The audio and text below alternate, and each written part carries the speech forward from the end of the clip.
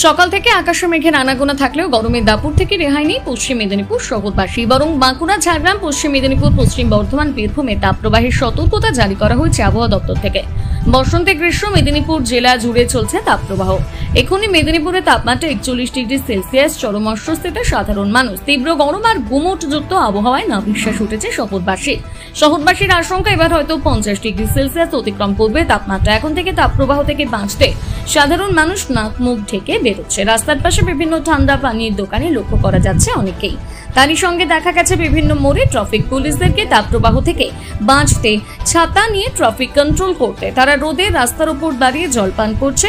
হাতে মুখে বারবার জল দিয়ে কিছুটা স্বস্তি উপভোগ করছে পুলিশ কর্মীরা।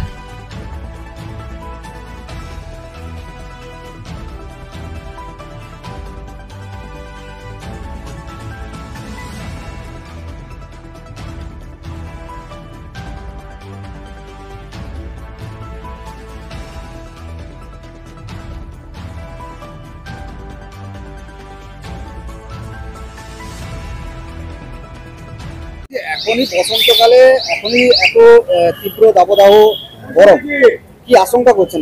আশঙ্কা এটা তো ধারাবাহিক প্রক্রিয়া। আমরা জানি ওয়ার্ল্ড গ্লোবালাইজেশন, যেটা গ্লোবাল ওয়ার্মিং যেটাকে আমরা বলছি, এটা তো বিজ্ঞানীদের এবং ভৌগোলিকদের সতর্কবার্তাই আছে যে পৃথিবী আস্তে আস্তে উত্তপ্ত হবে এবং সূর্যের উষ্ণায়নটা আরো বেড়ে যাবে।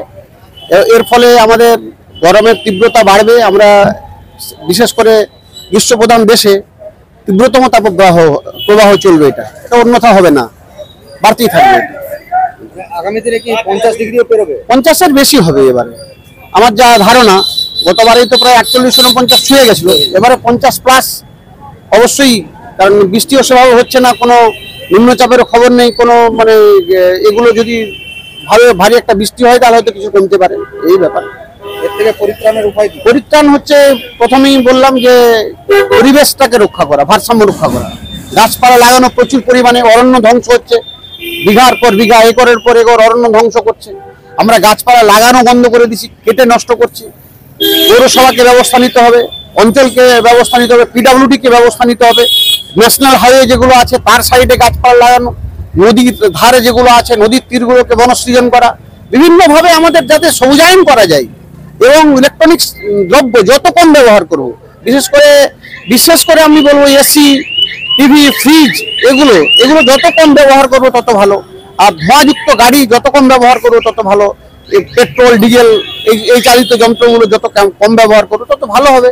সেগুলো সতর্ক থাকতে হবে, সবাইকে চেষ্টা করতে হবে। শুধু সরকার একলা চেষ্টা করলে যে সবকিছু হবে তার তো জনগণকে সচেতন হতে হবে।